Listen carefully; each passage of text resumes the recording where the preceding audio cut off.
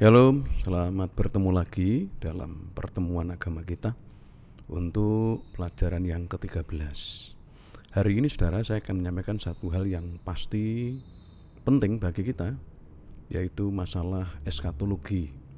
Dalam bahasa teologi disebut eskatologi, artinya adalah peristiwa-peristiwa di akhir zaman atau zaman akhir. Kenapa ini penting? Mari kita melihat beberapa hal. Ya. Pengertiannya jelas ini adalah ajaran tentang hal-hal yang terakhir atau hal-hal akhir dalam kehidupan manusia dan dunia. Bahasa mudahnya adalah kiamat atau akhir zaman. Semua agama, semua keyakinan memahami hal ini. Lalu yang kedua, dalam sesi eskatologi ini kita akan bicara masalah kematian, penghakiman, neraka, dan surga. Tetapi terlalu luas dan sangat lama. Jadi bicara kita hanya berbicara masalah kematian, lalu di mana setelah kita mati. Untuk yang lain pasti akan dijelaskan oleh pendeta atau para pemuka agama di gerejamu ya, dalam sebuah sesi pembelajaran Alkitab tentunya. Silakan saudara akan mengikuti tiap kali ada pembahasan seperti ini, kan penting sekali untuk orang percaya. Nah, kenapa penting? Ya penting karena kita melihat eskatologi itu menjawab pertanyaan yang mendasar tentang masa depan manusia. Kita tahu bahwa manusia itu hidup dari tidak ada kemudian ada. Lalu kalau kemudian dikatakan mati, kemana dia? Apakah selesai dikubur, selesai? Beberapa pandangan ateis berkata seperti itu.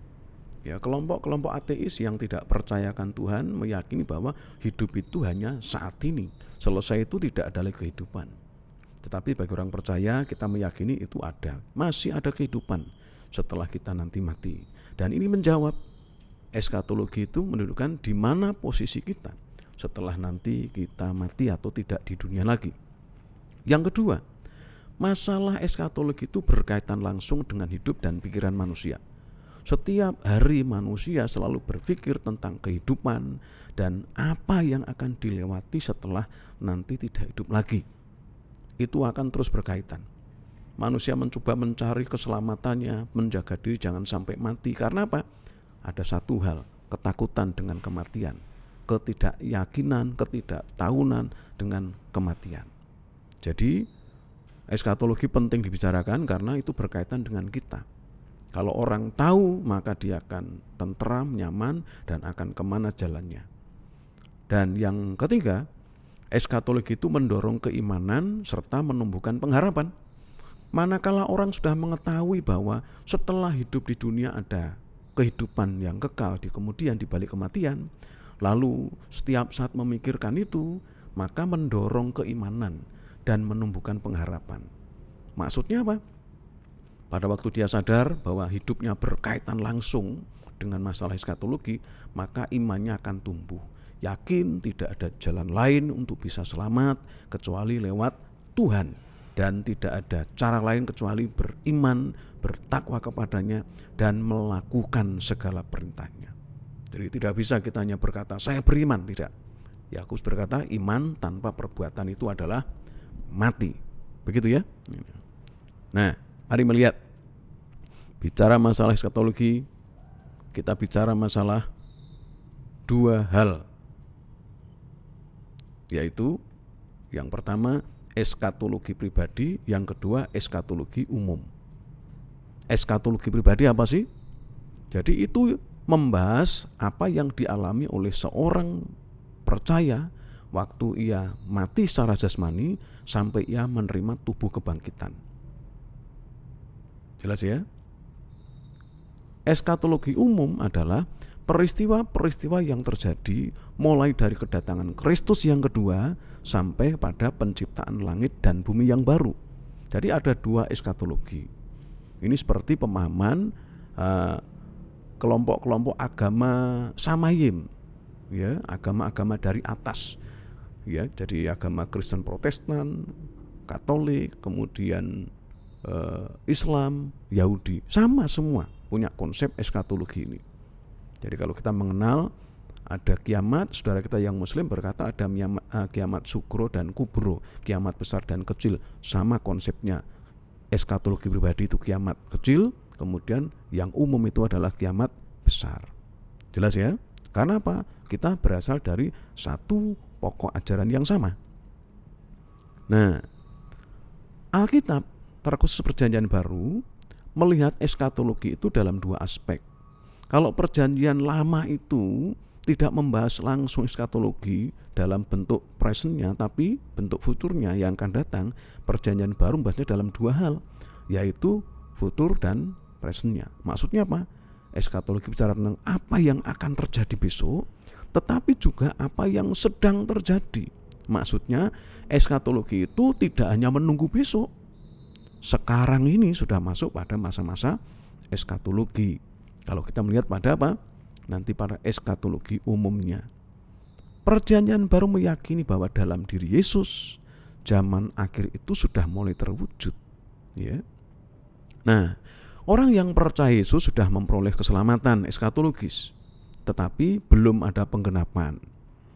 Nah, sebab itu jemaat di dunia ini masih sedang dalam menuju kedatangan hari Tuhan, tetapi sudah menerima keselamatan itu, tinggal menanti penggenapannya. Mulai kapan? Sejak kebangkitan Yesus itu diyakini sebagai awal atau pendahuluan masa eskaton, masa akhir zaman itu. Ya, begitu Yesus bangkit, kemudian dia naik ke surga, dia berkata kepada umatnya bagaimana? Aku akan datang kembali dan menjemput kamu kalau tempat di surga sudah siap. Ini bentuk awal eskaton, Yesus yang memulainya. Nah, kita bicara masalah eskatologi pribadi. Apa itu? Ya, jelas ya. Ini masa antara kematian sampai kebangkitan. Apa itu? Kematian jasmani yang dialami. Kematian jasmani artinya terpisahnya jiwa dari tubuh seseorang dan merupakan berakhirnya hidup seseorang di dunia, atau hidup jasmaninya berakhir. Jadi kalau orang Jawa berkata oncating nyawa saka raga, ya keluarnya nyawa atau ruh dari tubuh, itu disebut dengan kematian jasmani. Tetapi ingat, jiwa atau roh itu dipercaya hidup terus setelah orang meninggal. Jadi hanya keterpisahan. Kematian jasmani bukan kematian roh, tetapi keterpisahan jasmani dari roh atau keluarnya roh dari jasmani, dari raga kita. Ya. Kematian itu bukan berhenti keberadaan seorang. Sekali lagi, tidak berarti hidup seorang berhenti, karena apa? Roh itu yang memberi hidup, sumber hidupnya. Tetapi perubahan alami antara jiwa dengan tubuh yang terputus. Saya singgung tadi ya, keluarnya roh dari tubuh, kemudian terjadi perubahan alami. Itu perubahan alamnya. Tubuh kemudian menjadi rusak, tetapi roh terus hidup dan kembali kepada Sang Pencipta. Tubuh rusak, dan itu dinubuatkan dalam Kejadian 3:19. Ya, debu kembali kepada debu. Dari mana dia dibuat? Dari tanah, maka kembali kepada tanah. Itu maksud dari Kejadian 3:19. Jadi ada batas hidup jasmani. Kemudian kematian jasmani itu adalah akibat kematian rohani. Kalau kita cermati dalam Kejadian 3:19 juga, bahwa kenapa manusia mengalami mati jasmani? Karena pelanggarannya, karena dosa yang dia buat. Sejak dosa itu jatuh dialami manusia, mereka jatuh dalam dosa, maka terputus hubungan dengan Allah, dan mereka akan menghadapi kematian jasmani atau kematian tubuh. Ini akibat pelanggaran. Jadi merupakan penghukuman, dan kematian itu adalah hukuman yang paling ditakuti oleh manusia. Betul ya? Kalau sudah cermati, siapa yang berani mati? Orang yang berkata berani mati pun kalau ditawari sekarang mati siap, belum tentu siap. Banyak orang berkata saya yakin, percaya ke Tuhan, kalau mati masuk surga, ditawari mati duluan, tidak mau. Ini gambarannya bahwa orang itu takut dengan kematian. Orang yang sakit berobat, mengupayakan sehat supaya apa? Supaya sembuh dan tidak mengalami kematian. Jadi kematian itu adalah eskatologi yang sangat ditakuti oleh manusia itu sendiri. Walaupun kita orang percaya, orang beriman, toh kita akan merasa takut juga waktu menghadapi kematian. Ya, ini eskatologi pribadi kematian. Nah, bagi orang percaya rasanya tidak perlu takut pada kematian, sebab dia sudah dibebaskan dari maut. Ingat? Ya. Yohanes 13 ayat Mas Natal apa? Karena begitu besar kasih Allah akan dunia ini sehingga emang yang tunggal, supaya setiap orang yang percaya kepadanya tidak binasa. Orang yang percaya tidak binasa. Binasa ini adalah kematian kedua nanti. Tetapi dikatakan kita tidak perlu takut sebab kita sudah dibebaskan dari kematian itu, dari kematian maut itu. Bagi orang percaya mati adalah pintu masuk kepada Kristus. Ia akan tinggal bersama Kristus. Dikatakan tertidur di dalam Yesus. Jadi orang yang meninggal sudah percaya, bertobat dari hidup lamanya, meninggalkan hidup lamanya, ikut Tuhan Yesus, mengikuti apa yang dia mau, maka tidak perlu takut dengan kematian. Ingat Tuhan berkata dalam doanya di Yohanes pasal yang ke-17, di mana aku berada, di situ mereka berada. Jadi waktu Yesus ada di surga, kita pun ada di surga. Ya. Bagi orang yang tidak percaya, tidak memiliki pengharapan dan penghiburan. Sebaliknya mereka akan menghadapi hukuman yang kekal, jauh dari hadirat Tuhan untuk selama-lamanya. Jadi bisa bayangkan, ini suasana. Ya, nanti saya akan jelaskan atau penggambaran yang lebih detail lagi. Ya. Nah, lalu bagaimana keadaan orang yang sudah mati? Orang yang percaya tadi, perhatikan. Keadaan orang yang mati itu, ya. Jadi masa jeda dia mati kemudian menjelang kebangkitan. Yang pertama, keterangan Alkitab. Sekalipun tidak banyak informasi mengenai pokok ini, namun masukan yang ada cukup memadai menarik kesimpulan bahwa orang percaya yang sudah mati akan mengalami hal seperti ini. Yang pertama, ia ada bersama dengan Kristus. Anda bisa baca ayat-ayat ini ya, 2 Korintus 5:8, Filipi 1:23, Lukas 23:34. Ia ada bersama dengan Kristus. Maka tidak salah kalau dalam ibadah-ibadah penghiburan, waktu pendeta atau romo memimpin acara penghiburan, mereka selalu berkata, orang yang kita kasih yang saat ini meninggal sekarang sudah bersama dengan Kristus. Tidak salah. Ayat-ayat ini menegaskan di mana posisi orang percaya atau letak orang percaya waktu mereka sudah mati. Yang kedua, mereka bersekutu dengan orang-orang percaya yang lain. Ibrani pasal 12 ayat yang ke-23. Jadi mereka tidak berkeliaran ke sana kemari, tidak. Tetapi mereka berkumpul di satu tempat bersama dengan orang percaya yang lain. Kemudian yang ketiga, walaupun mereka mati secara tubuh, ingat, rohnya itu masih hidup, hanya pindah alam. Ya, yang semula ada pada jasad, pada tubuh, kemudian sekarang masuk ke alam yang berbeda. Mereka dalam keadaan hidup, sadar dan bahagia. Saya ulangi, orang yang percaya rohnya dalam keadaan hidup, sadar dan bahagia. Lukas 16, ini cerita tentang siapa? Kalau saudara baca tentang Lazarus, ya, bagaimana dia waktu mati, dia dipangku oleh Bapak Abraham. Sementara di seberang ada orang kaya yang mati, yang sudah menikmati masa-masa penghukuman, tidak mengalami ketenteraman tapi malah kegelisahan, kesakitan karena dia masuk dalam masa-masa penghukuman. Ya. Nah ini hidup sadar bahagia bagi orang yang percaya. Kemudian yang keempat, suasana itu lebih suka dan lebih baik daripada sebelum kematian. Jadi kalau saudara baca Wahyu, ditulis sana juga bagaimana Alkitab berkata, berbahagialah orang yang mati sejak sekarang sebab ia peroleh waktu untuk beristirahat. Kata beristirahat dari jerih payahnya itu menunjukkan bahwa lebih menyenangkan dan lebih baik daripada sebelum kematian atau waktu masih hidup di dunia ini. Nah, bagi orang percaya, mereka dalam keadaan mengalami, yang tidak percaya dalam keadaan mengalami siksaan secara sadar sambil menantikan hari penghakiman. Ini yang tadi saya singgung. Orang kaya yang mati dan dia bisa melihat ada Lazarus di seberang jurang. Mereka ada satu tempat yang namanya Hades, nanti saya jelaskan belakang. Kemudian mereka dipisahkan, tidak bisa berhubungan, tetapi bisa melihat. Bisa melihat. Sadar mereka. Mereka mengalami masa-masa yang tidak menyenangkan, dan itu menjadi masa yang tidak disukai bagi orang yang tidak percaya.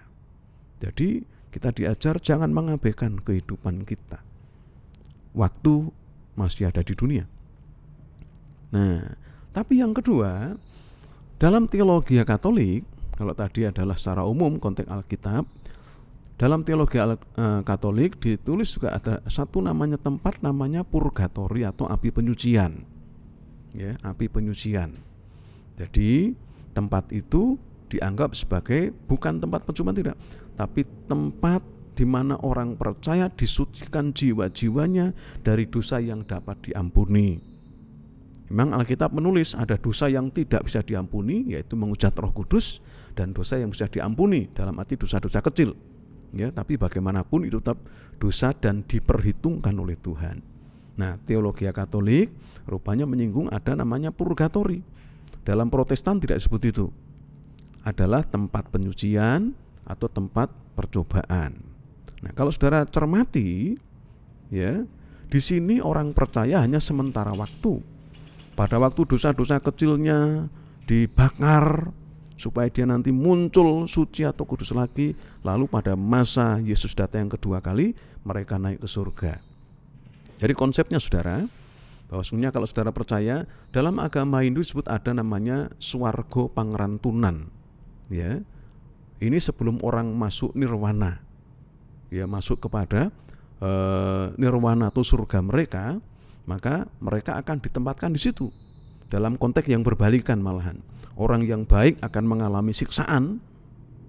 Ya, kalau saudara cermati kisah pewayangan itu, Pari Kesit Gugat itu, lakon itu menggambarkan bagaimana Pandawa yang hidupnya baik itu malah hidupnya waktu di alam barzah disiksa. Sementara Kurawa yang hidupnya jelek malah mendapat kemuliaan. Itu adalah pembalikan dan boleh disebut dengan model purgatori dalam konteks teologi Katolik. Orang yang baik dan mengalami siksaan bukan disiksa, tetapi mereka mengalami api penyucian. Ya, tujuannya apa? Waktu mereka muncul, mereka menjadi kudus seperti yang diharapkan. Ini, coba saudara cermati ini. Saya akan jelaskan dengan singkat. Jadi pada waktu orang mati, orang itu masuk ke satu tempat yang namanya Hades. Hades. Kenapa disebut dengan Hades? Ini tempat, ya, dikatakan dunia orang mati. Dikatakan dunia orang mati. Ya, Hades atau dunia orang mati. Nah, dalam Hades itu, saudara, hanya ada satu pintu masuk, tetapi tidak ada pintu yang lain atau untuk keluar. Hanya bisa masuk tapi tidak bisa keluar. Jadi setiap roh-roh orang yang mati itu sesungguhnya masuk ke satu tempat namanya Hades. Dalam konteks teologi Kristen, ya. Lalu dalam konteks teologi Islam ada namanya alam barzah. Ya, lalu ada konteks teologi yang lain adalah swarga pengerantunan. Pengerantunan itu penantian, surga penantian, surga sementara untuk menanti surga yang sesungguhnya. Hanya ada satu pintu. Jadi roh yang sudah masuk tidak bisa keluar. Jadi jangan pernah berpikiran kalau, maaf ini, seringkali kita mendengar ada roh-roh yang gentayangan dan sebagainya. Tidak bisa. Karena apa? Roh kalau sudah masuk ke sini tidak bisa keluar. Ya, dalam konteks agama suku kita juga mendapati pada masa tertentu ada kata leluhur kita, roh-roh leluhur kita itu bisa pulang ke rumah. Kita bisa menyiapkan sesaji untuk mereka. Ya, konteksnya seperti itu. Tetapi konteks kekristenan tidak bicara seperti itu. Roh itu tidak bisa keluar, hanya masuk. Kemudian karena apa? Di depan pintu dijaga oleh malaikat. Ya, bayangkan kalau roh bisa keluar masuk Hades itu kan ya ngeri lah ya. Kalau sudah bosan, jenuh, kemudian keluar, memang Hades itu mall. Bukan seperti itu. Bisa masuk, tidak bisa keluar. Dan di sana mereka menanti kedatangan Yesus yang kedua atau kiamat.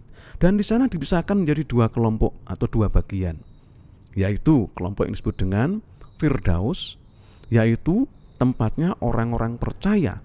Di sini suasana surgawi sudah dialami. Mereka dikatakan dalam Wahyu itu beristirahat, tidur, ya, melepaskan kelelahan mereka, jerih payah mereka. Jadi orang-orang percaya masuk kepada Firdaus. Ini diungkapkan oleh Yesus pada waktu dia mati. Lalu kemudian ada seorang penjahat di sebelah kirinya waktu disalibkan berkata, "Ya Yesus, kalau engkau datang kembali ingat aku." Yesus berkata, "Hari ini juga engkau dan aku akan di dalam Firdaus." Ini gambarannya, mereka ada di sini. Orang yang percaya tadi masuk ke Hades, ditempatkan di Firdaus. Sudah menikmati masa-masa menyenangkan. Lazarus ada di Firdaus, Abraham di Firdaus. Surga penantian, tapi mereka sudah menikmati masa-masa yang menyenangkan. Sementara satu tempat disebut dengan Sheol atau dunia orang mati untuk mereka yang tidak percaya. Di sini suasananya adalah suasana penghukuman.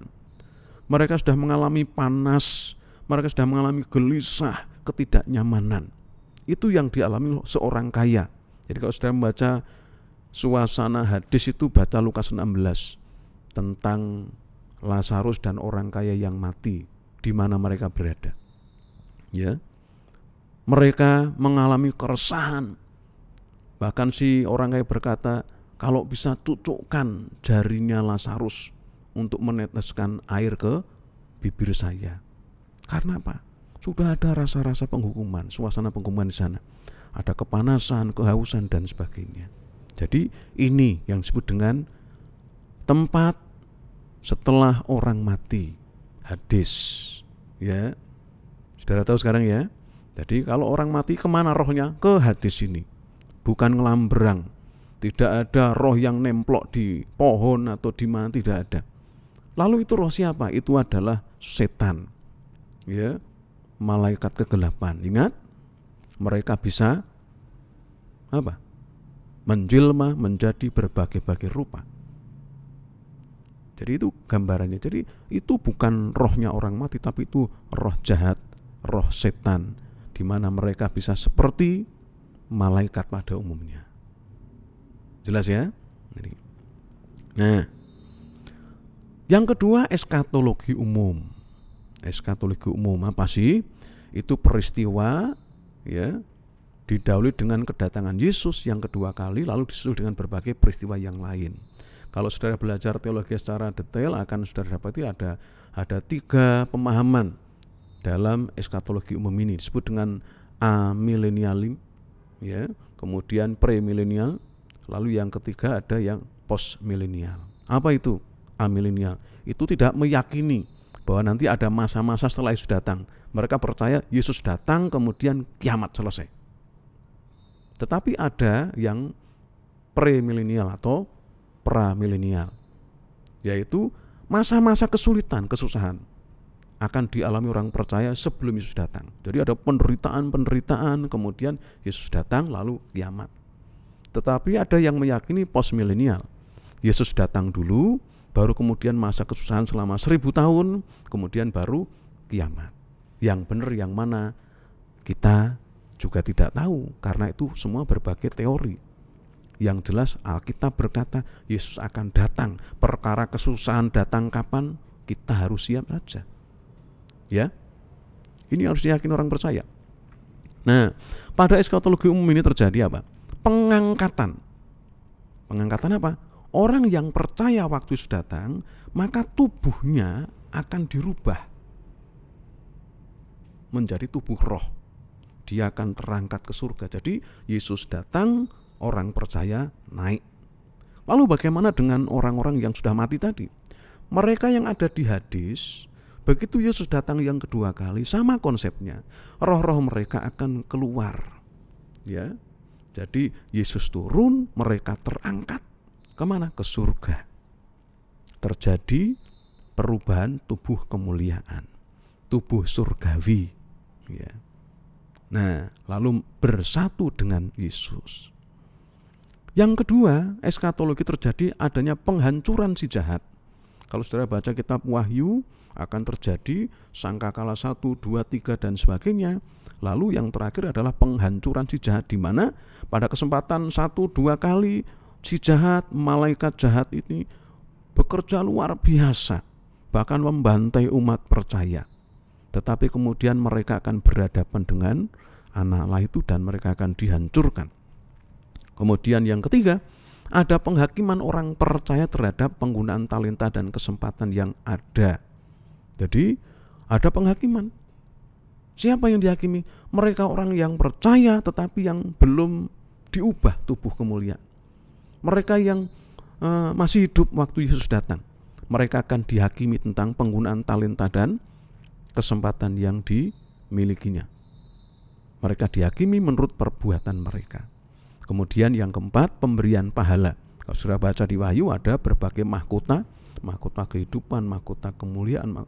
Ya, itu adalah bentuk dari pahala yang diberikan kepada mereka yang percaya dan sampai masuk surga tetap meyakini.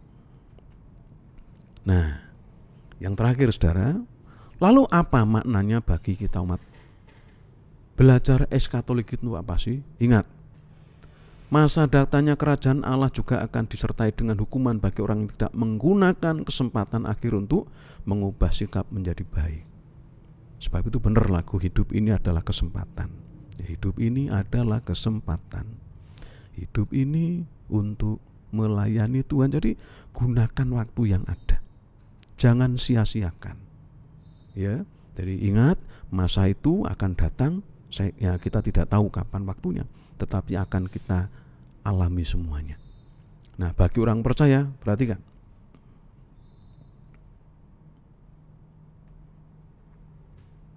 Hidup harus selalu waspada dan berjaga-jaga. Ya, saudara dan saya harus siap, selalu siap, waspada dan berjaga-jaga. Kapan Yesus datang kita tidak tahu, tetapi eskatologi terjadi 2 kali. Eskatologi pribadi, kematian kita. Siapa yang bisa memberikan kematian kita? Kita tidak tahu. Berjaga-jagalah, waspadalah, ya, supaya kalau kematian itu sampai pada kita masih tak percaya menjadi pengikut Tuhan yang baik. Yang kedua, melawan apapun yang menentang kedatangan kuasa Allah. Ada banyak teori-teori yang kemudian meninabubukkan orang percaya untuk tidak bersiap siaga, tidak berjaga-jaga, berkata kiamat masih lama dan sebagainya, nikmati hidup ini dan sebagainya. Itu sebenarnya bentuk perlawanan akan kedatangan kuasa Tuhan. Kita harus melawan itu. Tidak ada seorang Kristiani yang tidak berjaga-jaga dengan hidupnya. Yang ketiga, wujudkan nilai-nilai kerajaan itu, meski harus berseberangan dengan nilai dunia. Nah, seringkali waktu kita waspada berjaga-jaga, kita mencoba pegang komitmen dengan keyakinan, pengajaran, tetapi dunia itu mengkantor kita, melawan kita. Kita dicelikkan, dicemoohkan dengan hal itu, dianggap kuno dan sebagainya, tetapi justru itu yang menyiapkan kita untuk masuk pada kerajaan surga dan menyongsong eskatologi. Jadi saudara jangan kemudian kendor, tetap pegang itu. Yang terakhir, tindakan sosial Kristiani pada masa sekarang adalah mewujudkan kerajaan Allah itu. Ya, wujudkan kerajaan Allah itu. Sekarang harus ditunjukkan dengan menerbahkan nilai kerajaan Allah. Wujudkan dengan tindakan-tindakan sosial Kristiani supaya apa? Masyarakat menyadari bahwa tanda-tanda kerajaan Allah itu sudah dekat datangnya. Tidak bisa kita berhenti, tapi harus tetap semakin rajin. Ingat, Ibrani memberi pesan pada kita kan, jangan membiasakan diri meninggalkan ibadah-ibadah, pertemuan ibadah kita, seperti yang jalan beberapa orang, tetapi semakin giat melakukan menjelang hari Tuhan yang mendekat. Ya, jadi ini pembelajaran tentang eskatologi. Apa sih? Akhir zaman itu ada. Jangan kita pungkiri. Sebab itu siapkan diri kita. Saudara dan saya akan mengalami itu. Semua manusia dunia akan mengalami eskatologi, kiamat, besar maupun kecil. Tinggal kesiapan kita menyongsongnya, itu yang membuat kita nyaman. Itu ya. Sampai di sini, nanti handout akan saya kirim. Sampai bertemu pada pelajaran yang selanjutnya. Tuhan memberkati kita. Shalom.